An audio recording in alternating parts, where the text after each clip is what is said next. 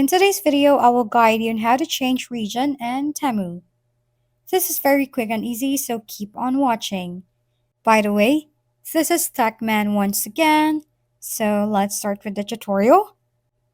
Let's start by opening your TEMU app on your device and make sure you're logged into your account.